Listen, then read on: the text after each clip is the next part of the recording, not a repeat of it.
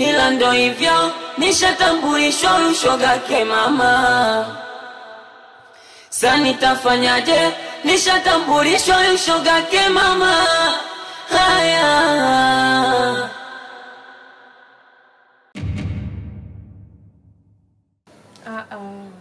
Sikiliza kidogo. Wewe, unajua kuna wakati dadangu sina nyama. Unaacha makozi kwa mpwipu. Unaachana nazo. Vipi kwanza? Wewe sio kwamba sikiliza kidogo.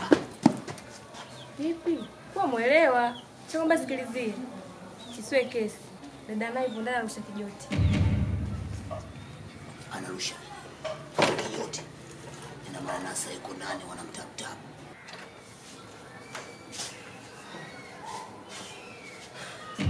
Si unajua nini bro? Kuna wakati tunazingatia sana dada zako.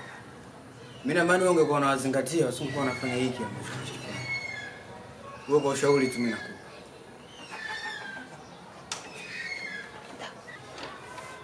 Formula ya maisha ambayo wewe unataka tuishi. Na ndio hivyo hivyo tutaishi. Kama wewe ungekuwa unatuzingatia chakula huko ndani, basi usingekuwa unayaona. Unavyotaka wewe, sisi ndio tunavyotaka. Hii familia Kambale, mama ndevu, baba ndevu, mtoto ndevu. Baridi sistangu sina nyama ndio mmeamua kuishi hivi au sio? Wewe unataka tuishi hivyo? Baridi tutaishi. Baridi. Hizo. Lezo. Ukinizingua mikuangusha ya bananga. Ndo hivyo mamangu mimi. Kanitafutia binti mwana ili nioe mimi. Karibu sana. Tena karibu. Asante sana. Asante sana. Sasa mimi nasema hivi. Mimi barua nimeshapokea. Na mahari nimeshapokea. Kilichobaki nasema kama mzazi msati cha mtungi na siri ya mtungi aliyekata peke yake ni mimi hapa. Mmoja kufanya kazi yenu imebaki yote. Si mimi. Sasa mzee Msati, hili jambo ni jambo la heri. Lakini sasa upande wa kijana wangu hana fedha. Lakini pia nikikutazama na wewe, hapa kakalala jikoni. Hauna chochote mzee. Ni kweli? Yaani hiyo ni true. Nakupa bakavu. Hauna chochote. Lakini sasa kwa sababu hawa vijana wameamua kuoana, waachane na mambo haya ya kuzini, washazini sana. Tukisema ile jambo tuliache tusubiri ngoja naumiza matumbo utaletewa jukuu nje ya ndoa.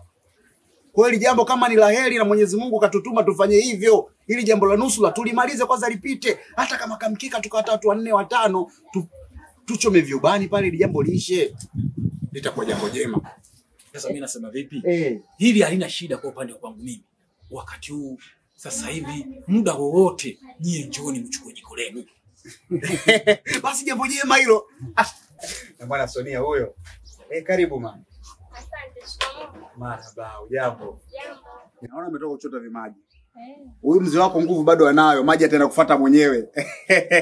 Kataka mwenyewe kwa single father, nguvu anazo. Wenzake wanaoa, yeye bado tu analandalanda. Na muangalia tu mzee. Kwa hiyo hizo shughuli atafanya mwenyewe. Wewe sasa hivi mpikie vya mwisho, mfulie vya mwisho, kesho kutwa tunakuja kuchukua goma.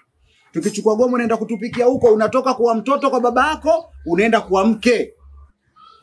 Haya sawa, mimi nipo tayari kuchukuliwa na nyinyi muda wote mkijisikia. Hata sasa mimi niko tayari. Sonia wewe. Huyu mtoto alikuwa unaenda kufanana naye huyo. Basi haya mzee mimi acha nikuache. Sasa nisikilize. Alitengeneza vimboga hapo. Wacha kunielezea riziki yule. Mzee Msati bwana. Sisi tumejipanga. Kama nimetoka huko nimekuletea wewe fedha, sishindwi fedha ya kula. Utanilisha nini kama zoke zangu hapa? Lakini simaanishi kwamba nitakuasili kwako. Hapana. Ila mimi sio si tu ambao tumeoa tuna wake. Ukirudi nyumbani unauliza umekula wapi, najibu nini? Kwa lazima rudi kwa mke wangu nikale. Ila inshallah siku ya ndoa tutapata kwa pamoja hapa kitakachokuepo, kama ni ugali, kama ni wali, maandazi. Tutakula na yeye atakuepo, atajua kabisa huyu amekula katika shughuli. Basi ina shida. Haya Sonia mama. Haya. Sasa Sonia, sogea. Sikiliza. Umemwona mgeni. Mimi barua nimeshapokea. Mahali tayari. Sasa la kwangu moja tu, unakwenda milini. La kukwambia mimi kama mzazi wako Msati cha mtungi. Nenda ukatulie ukafanye maisha yako vizuri. Haya sisi maisha yako wewe, sio ya kwangu mimi. nisikilize vizuri, maisha ya kwako sio ya kwangu mimi. Unachohitaji nini? Usiende kunyaibisha mwanangu, ukafanye mambo ya heri mema, tena ukasikilize ndoa yako. Sawa baba, hakuna shida. Mimi nimekuelewa. Na nakuahidi babangu sitakuangusha wala sitakuaibisha. Lakini baba, mimi kabla ya kuondoka hapa nilikuwa na ombi moja kwako. Ombi gani? Naomba baba na wewe pia ubadilike hiyo tabia yako. Sio mimi niondoke hapa, babangu aendelee kuniaibisha. Nakuomba tafadhali ubadilike kama mwanao ambavyo nimekuheshimisha. Na wewe babangu uniheshimishe hivyo hivyo. Sawa. Mimi nimesikia. Kuwa anakosea mara moja tu arudi tena mara mbili kama kitu cha ajabu. Na hakikisha nitafanya nifanyavyo, nitatafuta mwanamke wa makamu yangu, nioe, niweke hapa ndani, niondokane na hayo maswala. Lakini zingatia ninachokuambia. Wahenga walishasema, talbishu si ubao na kwenye kunyiziki anakuwa mafao. Zingatia. Nimefurahi sana babangu. Nisikia kwamba nikiondoka hapa ndani na wewe hutoishi mwenyewe. Utaleta mama hapa nyumbani. Nitakuwa nikitoka huko kwangu, nikija hapa na mimi namkuta mama. Nimefurahi baba, nashukuru kwa hilo. Haya.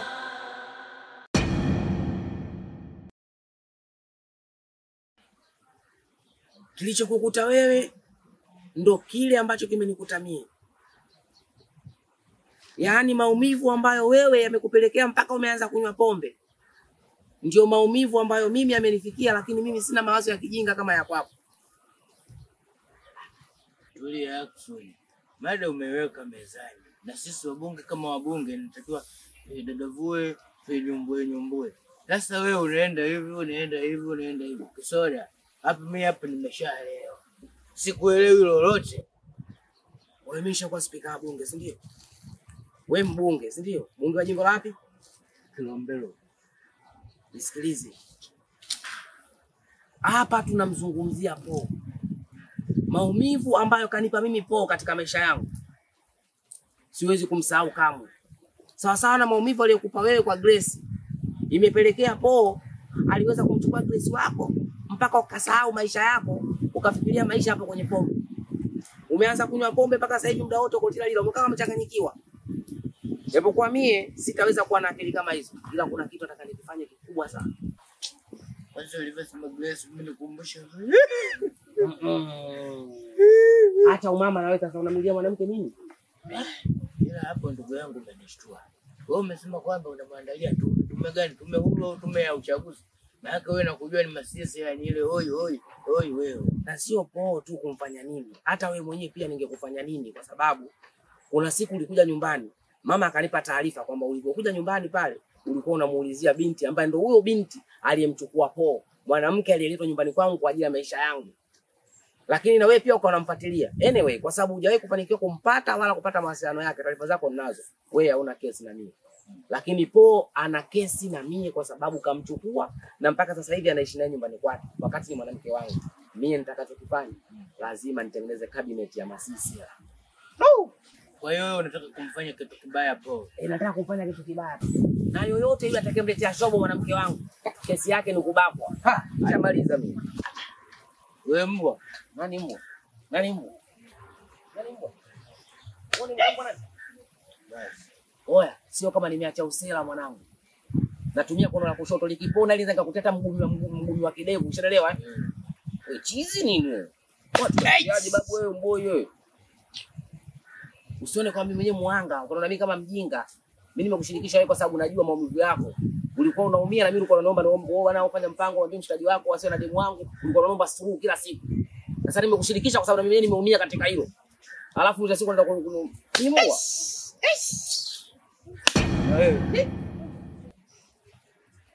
Chizi huyo. Wewe unanipiga mimi siumii. Wewe unapiga tu, imekuwa ngoma hii. Sema fresh. Wewe tutakachomfanyia Po mwenyewe nitafurahi tu kwa sababu mwenyewe Po kanifanyia kitu kibaya.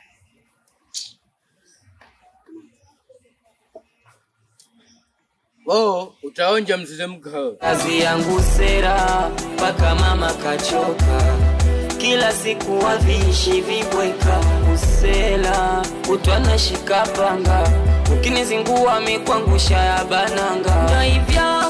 Ndio hivyo mama ngumu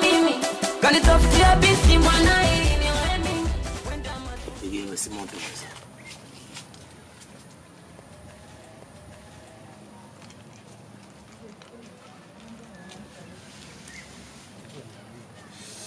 Sema nini kichao wangu?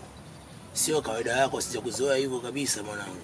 Umepoza mchongo wa nini? Mwanangu, sister zangu mwanangu wanazingua kinoma yani.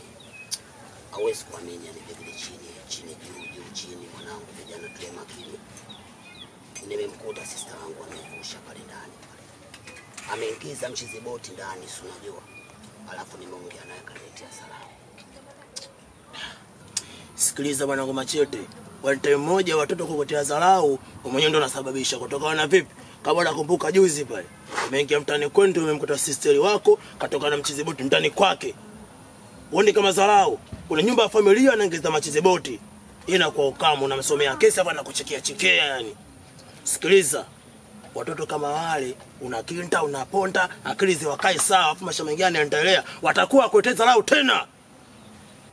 Sikia nikwambie, dakika za mwisho wewe kiponza au vipi? Alafu ile wewe kodi shikamoo, sio watoto kiuni mpaka tupagamise tupambane. Hataki kuongeza matatizo wewe wanangu. Yeye nendeni. Nisikilize nikwambie mtoto wangu Kinemale. Mimi wale dada zangu na wajua yetu zedi, unajua zile. Kama yule sina nyama yule. Ukimwangalia unaweza kumchukulia poa kwa sababu ya mwili wake. Lakini ninapokuambia ana uzito wa kilo 80. Anabeba vibabadula.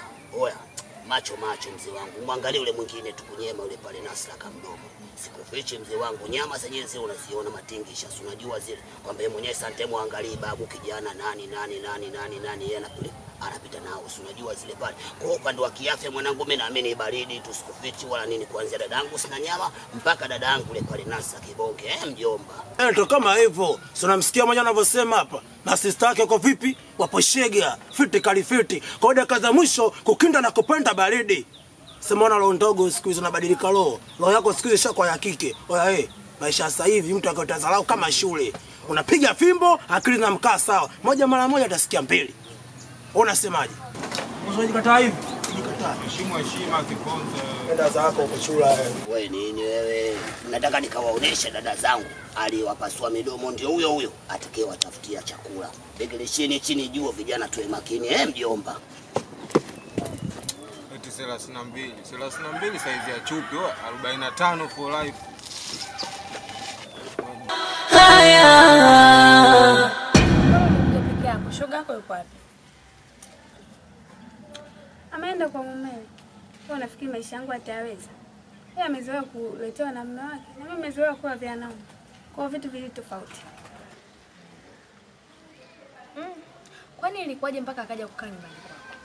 Mimi siku moja kaja kwangu kaniambia anahisi kama mume wake anamsaliti. Ila kanishauri nimpeleke kwa mganga. Baada ya kufika kwa mganga, akatupa dawa, pia akatupa na masharti. Ile dawa ilikuwa chini ya godoro. Lakini inaonekana kama mume wake aliiona ile dawa chini ya godoro. Sasa yeye na upole wake akashindwa jinsi ya kumuelezea mume wake. Katoka moja kwa moja kaja kwangu. Njiti rafiki yangu, lakini wewe pia umekosea. Mwenzako yule kumbuka ameolewa na ana ndoa. Alivyokufuata kukwambia kwamba mume wake amemsaliti, ukutakiwa kumpeleka kwa mganga. Wewe ungemshauri tu arudi kwa mume, wakae chini wayaongee, maana tayari wale ni wanandoa. Na nimeshangaa sana wewe kumpeleka mwenzako kwa mganga. Maana hata mimi hivi karibuni nakaribia kuingia kwenye ndoa. Vipi na mimi nikipata matatizo na mwenza wangu? Ina maana nikikufuata mimi pia utanishauri niende kwa mganga? Hapa yenyewe najuta. Na yani siwezi kurudia tena kitu kama hicho. Maana hapa yenyewe nakaa roho juu. Ndio maana mmetoka kule nje huko nchini. Siwezi, maana yule na upole wake anaweza afike pale amwambie mume wake anifuate kule. Ndio maana nimekuja huku ushinde huko. Nitarudi kule jioni. Haya. Mimi natumai umejifunza. Na kuhusu wewe kushinda hapa. Mimi mwenzako hata sina nini. Hapa kama unavyoniona. Nafufua nazi, niongeza zangu maharage, tupike na ugali tule. Kwa kama kawaida yako mtoto wa Tanga. Nipe mapishi ya Tanga mimi. Usijali, subiri hapa.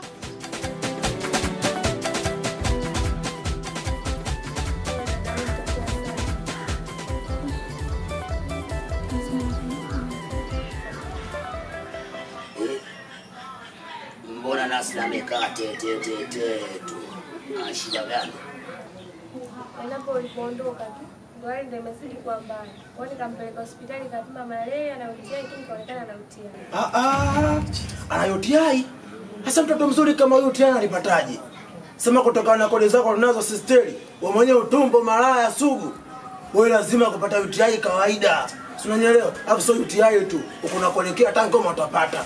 Kutokana na vipi utolii, mambo mengi umekuja juzi na una UTI. Si unanielewa? Sasa mchizi buti. Sasa wewe hapa utawaambukiza nani UTI? Unasikia mwanangu Madundo? Unamwona da sister. Kuna mangi mmoja alikuja mtaani sikufichi. Alafu ile pale mangi mimi ndo naamini kabisa kwamba ile ndo kamtap screen alafu ndo kampa UTI kampa na kila kitu. Wewe mjomba mimi ninakwambia. Alafu oya sema baridi. Mangi ndio maana natoka kitambi. Lakini mbona kama mangi afanani na kusebenza maisha kama haya? Mama bakuvushavusha mangi ana unajua. Nakwambiaje? Kuna watu wengine mwanangu kula kumwenya. Sikuficha askari yangu anakula alafu dakika mwisho wewe ujue. Si unamwona mtu kama mangi yule pale yule. Sante moja unapokuwa mtu matoto mwanangu nenda kalete mchele, kalete unga, kalete pipi, si unajua zile. Mangi anafinya. Oya, mtoto anachelewa kurudi kichangu unakuta mangi anafinya tena ule mwanangu kiboko akufinya tu miaka 17 18. Ndio maisha kweli ndio pale takia watu nani unajua? Silent killer, mzee wa kimya kimya. Kabisa. Kwa hiyo inamaanisha sisi watoto wa miaka 17 18 ndio tuna UTI? Sina maana hiyo ya sister. Tunajua kwamba ile mimi na appreciate ile yangu sina nyama kaka kwa mbao mwili mdogo saundi ya kufa. Ina kichili. Unachokifikiria mwanangu si hicho. Tujichenge maskani. Machwele. Yeah. Ogua tu mwanzo mwisho. Unamaanisha nini? Mwenyewe nasielewa anamaanisha nini. Naendege.